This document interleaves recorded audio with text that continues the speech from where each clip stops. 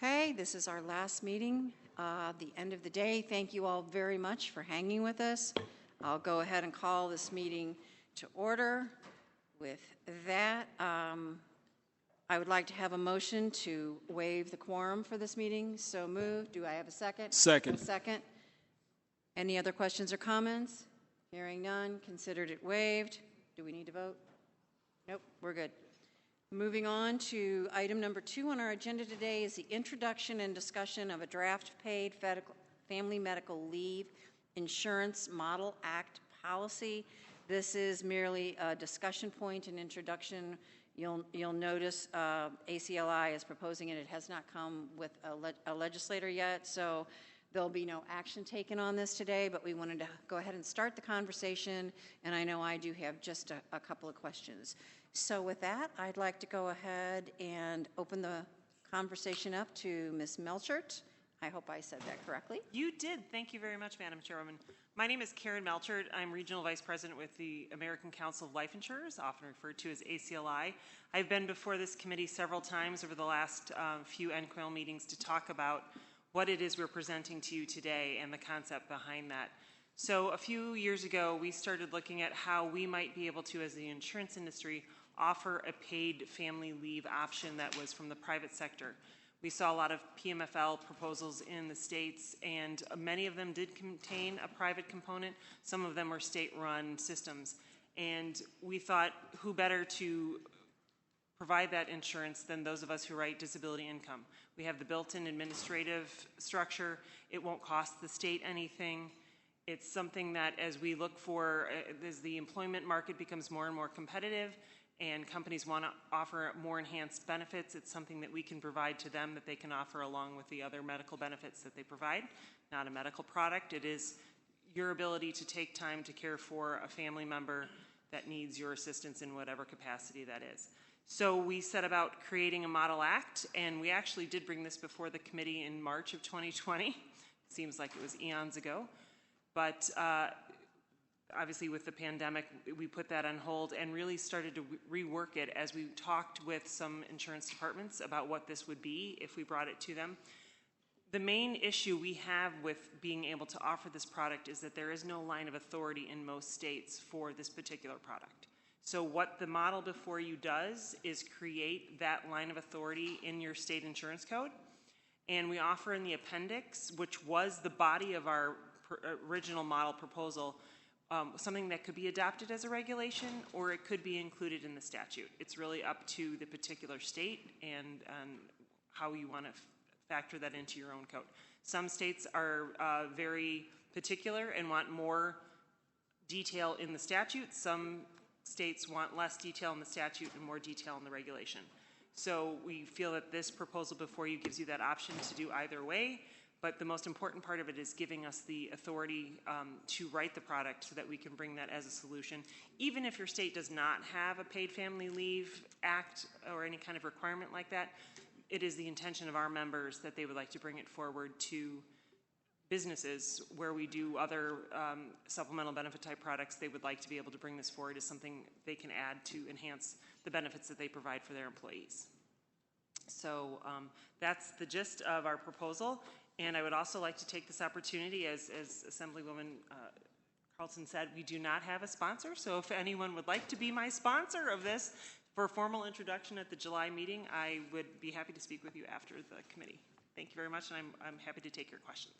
Thank you very much. And I guess one of the first questions I have in reading it, I just want to make sure that I understood it fully. So the proposal is to offer this as a line of insurance to employers like we would be offering workers' comp and other insurance. This wouldn't be something that the employer would cost shift to the employee to cover. This would be something the employer would purchase so that if they had employees that needed family medical leave, it would be a product they could access to help supplement the cost of that. Well, you could structure it frankly any way you would like it to, but I think our vision would be that yes, it would be a product that the employers would offer for as an employer paid benefit, much like I don't know if we anticipate there would be a co-insurance or a co-premium pay. Probably not, since most of the paid family leave acts we've seen in states require the employer to provide it. So if there is a requirement for the employer to provide it, then the employer is going to have to pay for that. And this is insurance that they can purchase to cover that requirement, such as workers' comp.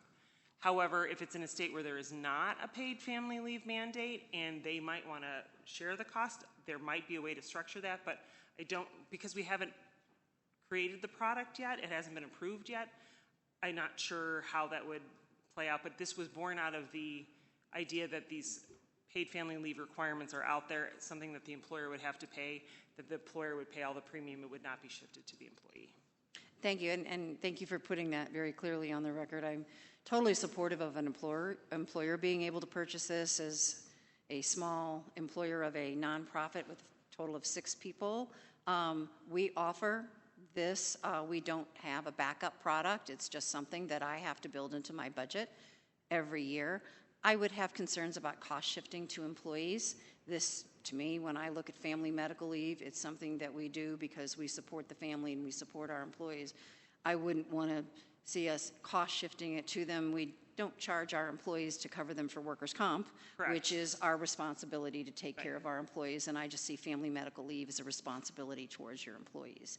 So I just want to make sure that we had that clear and on the record, and I understand the difference, the line between a state that mandates it and a state that doesn't, so that we can't guarantee what happens in every state. So thank you for making that clear. I appreciate it. Other questions from other committee members on this particular item? Not seeing any? Okay, we'll move on to, oh, I'm sorry, did we? Oh, I'm sorry, I didn't see you. It was me. I was late. Quick question. There aren't any states currently that offer this product? Well, no, not yet, but Virginia just passed the law, the enabling legislation. We have been working with actually the Bureau of Insurance in Virginia on this, and the bill is before the governor, and he's expected to sign it, and then a regulation will come forward governing it. But no, this is not offered in any state currently. So well, let me correct that. It is in a few states where insurance companies are the administrator of the state-run program, like Massachusetts, yes. New York, yeah. But it was my understanding that there were a few large employers that offer this benefit. So are they just self-insuring? They're self-funding, yeah. Okay, thank you. Any other questions? Not seeing any at this time. I believe we can go ahead and move on to item number 3, life insurer perspectives on COVID-19. We have John Mengen and John Haley. So we have both of you here. So Mr. Mengen, would you like to begin? Well, thank you very much, Madam Chair. I'm sort of a late entrant, so I don't have my name tag here. But I'm John Mangan, and I'm Vice President and Deputy for State Relations with the American Council of Life Insurers, so Karen is my colleague.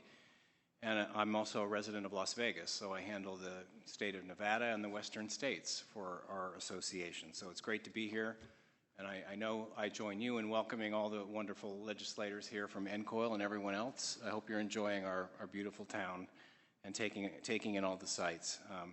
But I've been asked to give just a quick update on perspectives on COVID from the life insurance industry perspective. And I thought what I would do, Madam Chair, is just cite a couple of key news articles that have come out recently that I think will give you a little bit of a sense of our perspective right now. The Wall Street Journal's done a couple of terrific pieces in the last month or two. The first one I'll highlight is that we've had the largest increase in death benefit claims in America in the last year and a half since 1918 and the flu epidemic of 1918. It's an incredible statistic. It's been over 100 years. A 37% increase in mortality and death claims in that period. And just to give you a sense, from year to year, there's always fluctuations in mortality, but nothing that exceeds 4 or 5% perhaps. 37% is a very sobering number when you look at that.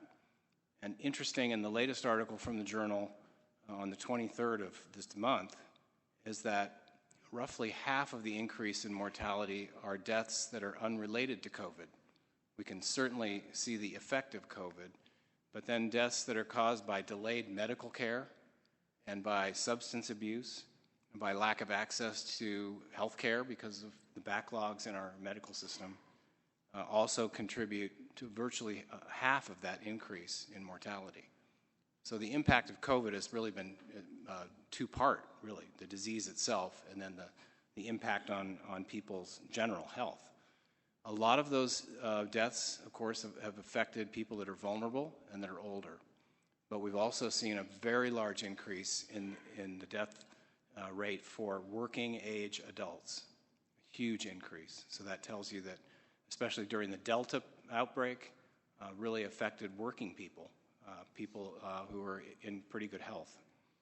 So a very sobering fact. The second thing I want to note is another article that just appeared yesterday in Forbes, and that has to do with, well, how does this affect the life insurance industry and the solvency of our companies? And I was encouraged by this article because many of our large companies said, we've been able to handle this increase. We've been able to take care of people during a very difficult time. Our companies are resilient and they're financially strong. And it's the view of our optimistic industry leaders that this is not going to cause a price increase overall for people who are in the life insurance market. And by the way, the increase in demand for life insurance during this period has been significant, especially among younger people, which is very encouraging. I mean, obviously, we've been trying to reach younger people to think about securing their future, and so this has been a motivator for that. So the pricing issue is still stable. We have good, strong capital, and part of that, Madam Chair, is because legislators in the states, working with our commissioners, have adopted financial solvency standards that have protected consumers over the years. And so we compliment you for your work on that, and we'll continue to work with you on solvency protection in your committees. One of the things we're not sure about is the long-term impact of COVID on people's health. Whether it's a minor case or a serious case, we're still uncertain what those long-term impacts will be on mortality. For serious cases, we know there are going to be some impacts to physical health. But our own chief actuary has said that's one of the uncertainties that we're going to be having to keep our eye on. And that kind of takes me to the issue of vaccinations, because I know you wanted to talk a little bit about that. I think it was last week, the CDC released its latest data, and what they said is that an unvaccinated adult, and that's defined as somebody who has not received any vaccine, not even one dose, is 97 times more likely to die from COVID than a fully boosted adult. That's an incredible number.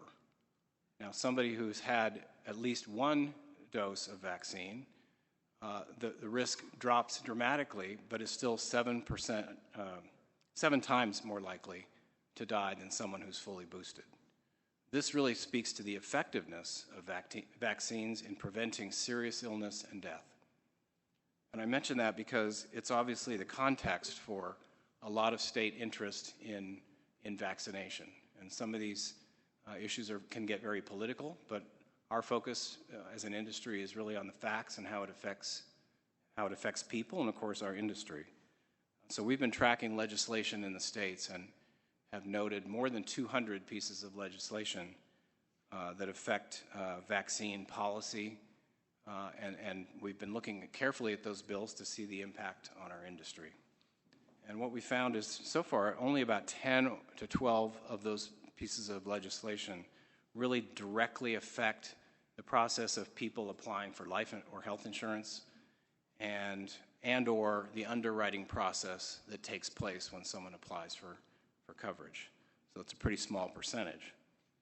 There are more bills that deal generally with discrimination in public accommodations. So there are a lot of bills that say you can't discriminate based on vaccine status in providing access to restaurants, public buildings, stadiums, et cetera. Those don't directly affect an insurance underwriting process, but we keep a close eye on those just in case there's some overlap. The insurance code has current protections in the Unfair Trade Practices Act regarding how insurers treat people fairly in the application process. So we have that anti-discrimination protection already in place. So we're monitoring those bills. to see if they can spill over to affect our industry. We've also seen a few bills that say, for instance, if you're an employer who has a vaccine mandate, you're not eligible to engage in state contracting. Those can be of concern to our industry where we're providing the employee benefits, for instance, in a state. We provide life insurance, disability, paid medical leave, retirement, et cetera. So we do have a concern about some of those bills. The vast majority of the bills really have to do with regulating employers and the use of passports and things like that. They really affect the employer and not necessarily the insurance company. And I guess my final point would just be, as you look at those kinds of bills, look at the unintended consequences that could arise, and we're happy to help be a resource on that. We want to make sure that as you deliberate over those, that we don't interfere with the legitimate process of trying to get people covered, because we want to make sure people are covered against these risks. The employer is really at the crux of a lot of this, and that's why I'm pleased that my colleague John Haley is here from the UNUM, because I think he has some great perspectives on how employers can navigate some of this activity in the state. So with that, Madam Chair, I'm happy to answer any questions. Well, thank you very much. I think we'll go ahead and go to Mr. Haley, and then we'll open it up for questions for the both of you. Good afternoon. Thank you, Madam Chairwoman. Good afternoon, and thank you for allowing me to briefly speak about COVID-19 vaccination legislation and what UNUM is doing to respond to the ever-changing landscape. My name is John Haley, Assistant Vice President for Government Affairs at UNUM. For those who are unfamiliar with UNUM, we offer a suite of employee financial protection products, leading with short and long-term disability insurance, of which UNUM is the largest provider. As John mentioned, the industry is closely watching for potential vaccine mandate legislation out of all 50 states and the federal government. UNUM, like many other carriers, offer our financial protection products in every state across the U.S. While there are many different approaches to how individual states are approaching this issue, UNUM saw an employer need for compliance assistance and quickly responded with an innovative product. In the days following the now withdrawn federal OSHA employer vaccine mandate, UNUM developed a solutions product called Vaccine Verifier. The Vaccine Verifier solution is a simple, secure way to verify vaccination status, manage exemptions, and oversee testing requirements all in one place. Backed by an expert team well-versed in supporting workplace policies and managing complex compliance regulations, Vaccine Verifier does more than just track employer responses. It eases the burden of COVID-19 protocols from HR while helping employees feel safe, secure, and supported. In addition to Vaccine Verifier, UNUM has been expanding our digital solutions business that ultimately began with leave management.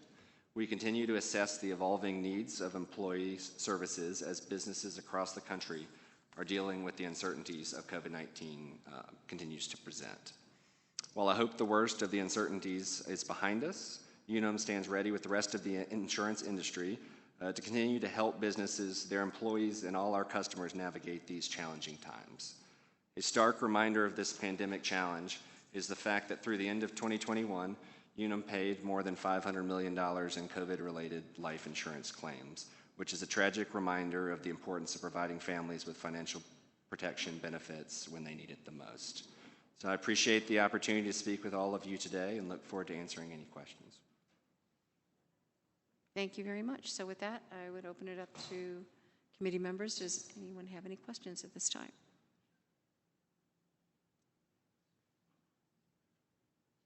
Representative Lehman. Thank you. Kind of obviously very troubling or very concerning the amount of claims you paid out because of the pandemic. My question kind of goes to, we had this discussion in Indiana recently about as this declines, I mean, like for example, our hospitalization in Indiana went from about 3,900 on the 19th of January to 500 last week. That was the peak of last week, was 500 people. Are you seeing, in your industry paying out these claims, are you seeing any sort of a dramatic drop in the last 30, 60 days? Well, thank you for that question. I think that might be a little too soon for us to have data. I mean, I think some of these are through 2021, but we're going to be monitoring obviously, that very carefully. But I do think you've seen a downturn in cases. You've seen the downturn in hospitalization. It's the hospitalizations that often lead to death. So, I mean, that's an encouraging factor. But I don't have any statistics on the last 30 to 60 days.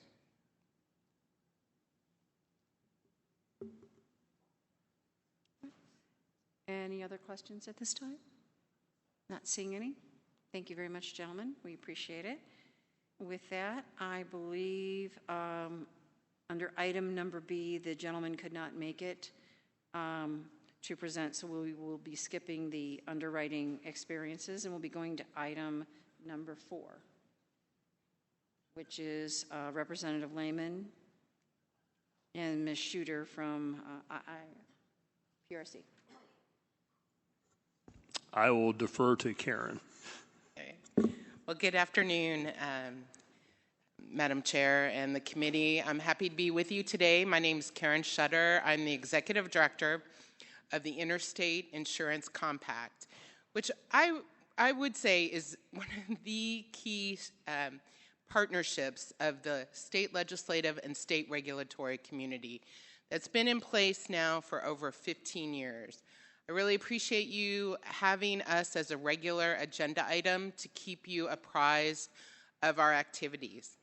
Many of you around this table are states that have joined this compact. You've enacted a piece of legislation, likely that 10 years ago, but it was to embrace and coming together in a collaborative and cooperative fashion to agree upon content requirements for individual life, annuities, long-term care and disability income, as well as group products.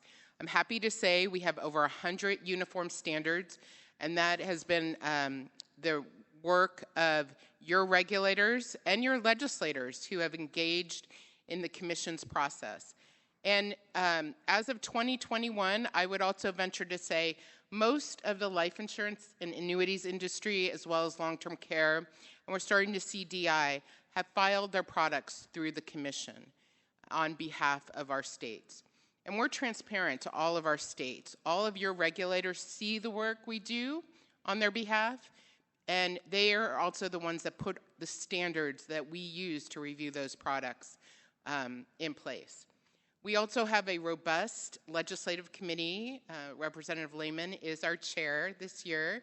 4 members of NCOIL are appointed. Representative Ferguson is one of our newest members, as well as Representative Oliverson and Assemblyman Fryman.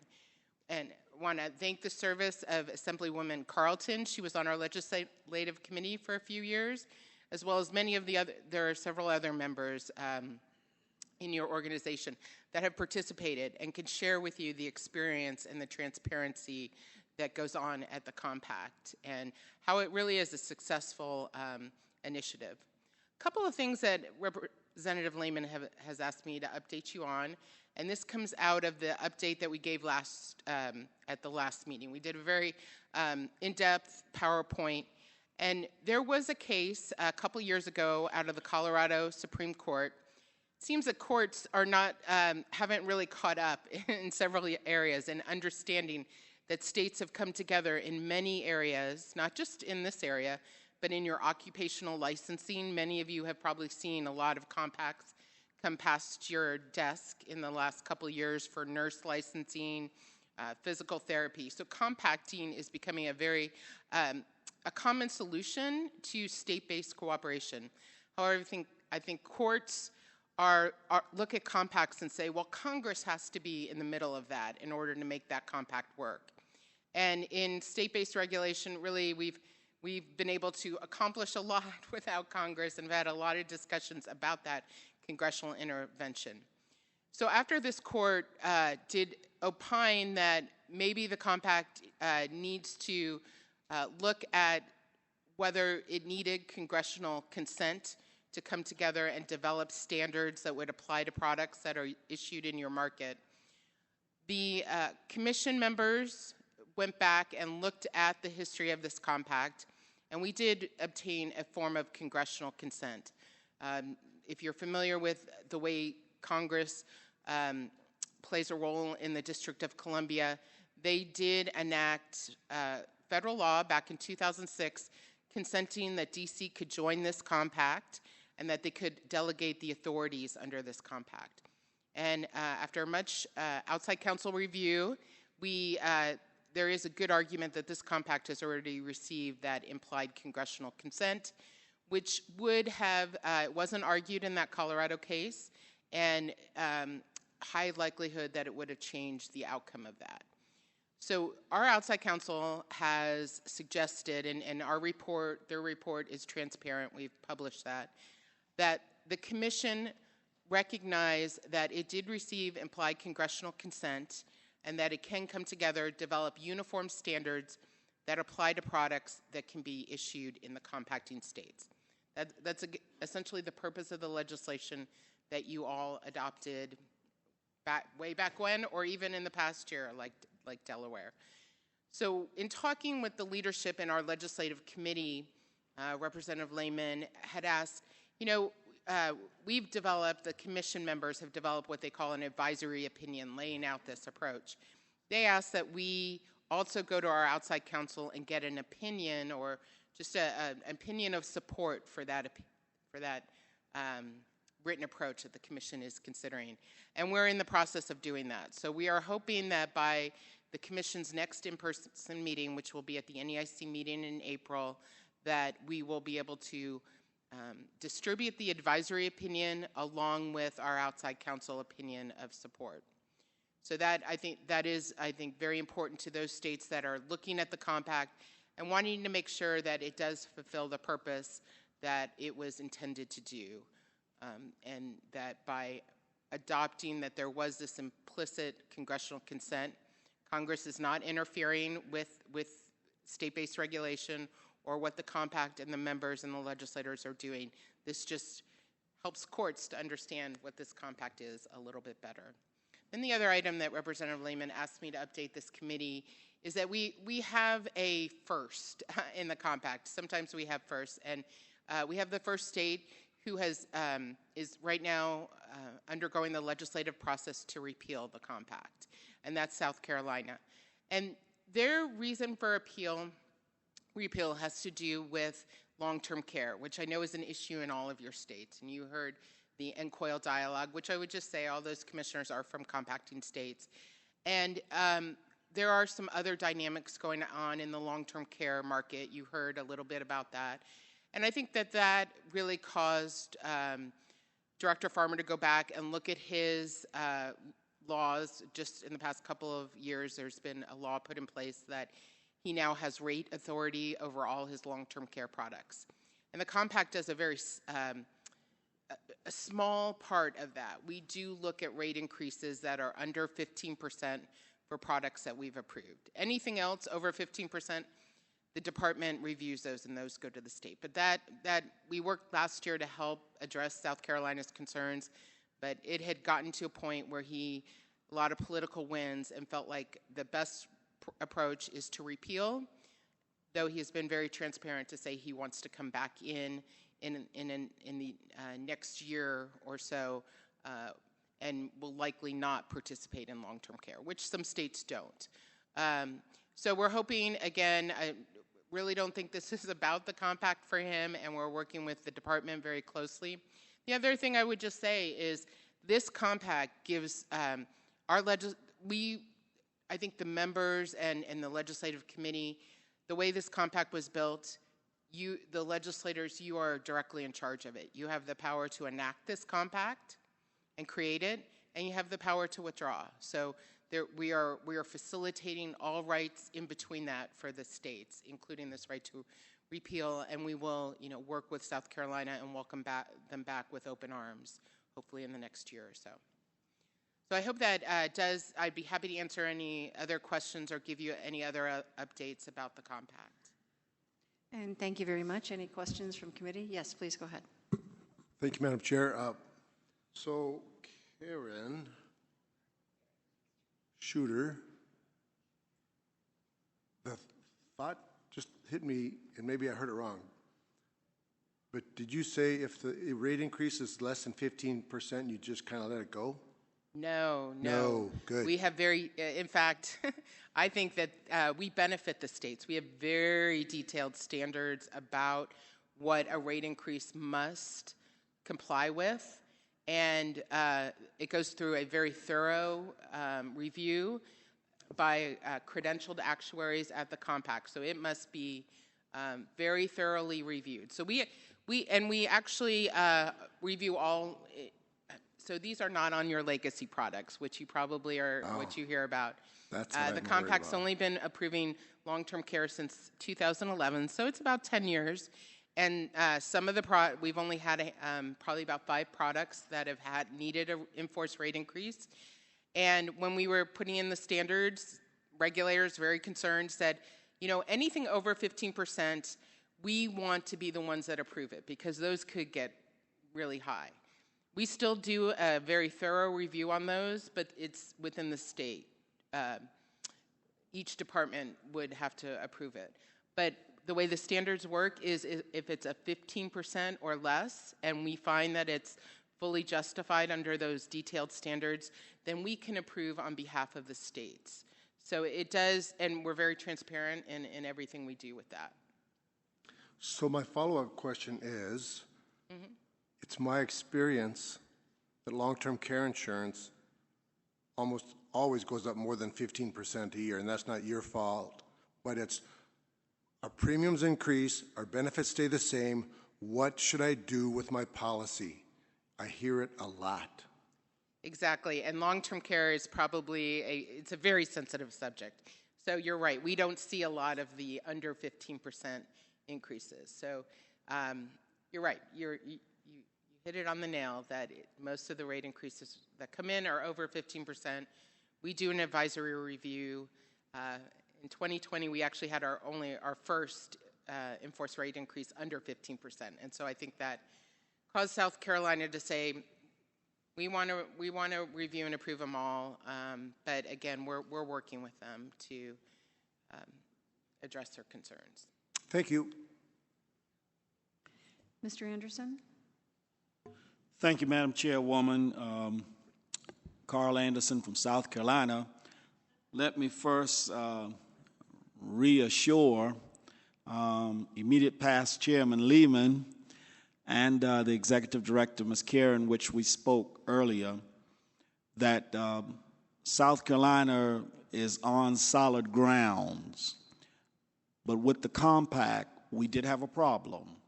And the problem was with the long-term care. So our director, and I serve on the Labor, Commerce, and Industry Committee, and I serve on the Insurance Subcommittee.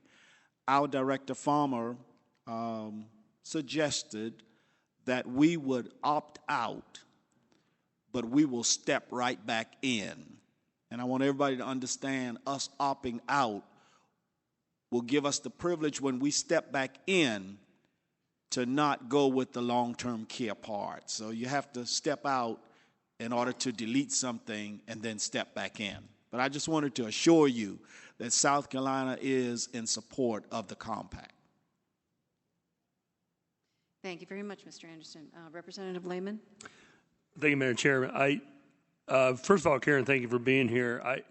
And Carl, I agree with you. I think South Carolina has been a very strong proponent of the compact. It's kind of we got to get out to get back in situation. To my colleagues, I think we are all here because of our relationship to being on an insurance committee and et cetera in our respective bodies. And I know that that's nothing is as dull and boring as insurance unless you're talking about insurance compacting. And so, but I want to reassure you to the industry, it is so vital that we do this for uniformity, and I think it has made our states better. And so, on that note, this issue of the Colorado Supreme Court decision, we have met, we've talked about this, and I think NCOIL will be putting their full support behind this opinion to say that as regulators on the state level, it is key that those states continue to have the right to do that. I think that there's some solid ground there. Hope that is successful. And then again, I just want to reiterate that the key to the compact, and there are states that are not in the compact, and I think we need to continue our effort to bring them in. I think the industry would like to see them in. I got involved with the compact, 4 or 5 years ago, and have learned a lot. There's a website. I think you've got some information here in front of you. I'd highly recommend that you dig deep into this, because this is something I think the carriers in your states utilize and want to continue to utilize. I think it's very important that stay healthy. Madam Chair, if I could just first of all, thank you so much for your support, and know that your regulators, if you're a compacting state, they are engaged. You have regulators in this, longtime regulators in each department that are engaged. They're the experts. They're the ones that draft the standards. It's not some third body. Our office just administers. We kind of drive the car, but our members, your commissioners, tell us where to go. The other thing I just also want to point out is a state doesn't have to fully repeal something to just opt out. What happened in South Carolina is it just got to the point where, and long-term care is such a sensitive issue, that they felt that this was their best way. But we, in fact, Indiana has opted out of long-term care. Nevada did opt out, but they've opted back in and have found the benefits there. So we are always here to facilitate any concerns any states have, because really it's your sovereign right to determine how you participate in this compact or any compact. Thank you so much for letting me update this committee. Thank you. Are there any other questions at this time from any other committee members? Not seeing any. Thank you very much for being here. We appreciate it. Item number 5 on our agenda today is consideration of the readoption of model laws. We'll take one motion for both A and B. A is the secondary addressee model that was originally adopted in '96. There's a listing of all the dates that it had been readopted. The amended version was adopted 7/15/17, so this would be a readoption of that model law. Item B, the insurance compliance self-privilege model, originally adopted 3/1 of '98, readopted multiple times. The last readoption was 3/4/17. Are there any questions from any committee members on the readoption of these two model laws? No, Madam Chair, and I so move. Thank you. Thank you very much, Mr. Anderson. I have a motion and a second from Representative Cooley. Any questions or comments on the motion? Seeing none, all those in favor, please signify by saying aye. Aye. Is there any opposition? Hearing no opposition, passes unanimously of the members present, and the chair neglected to adopt the minutes at the beginning of the meeting, so under any other business, I'd be happy to take a motion to adopt the minutes from the last meeting. So move. I have a motion from Mr. Anderson, a second from Mr. Cooley. Representative Cooley, any questions on the motion? Hearing none, all in favor, please signify by saying aye. Aye. Any opposed? Hearing none, passes unanimously of the members present. And the chair would like to note that the committee is going to adjourn at 5:18. I think I've set a record. Thank you all very much. Meet you at the bar.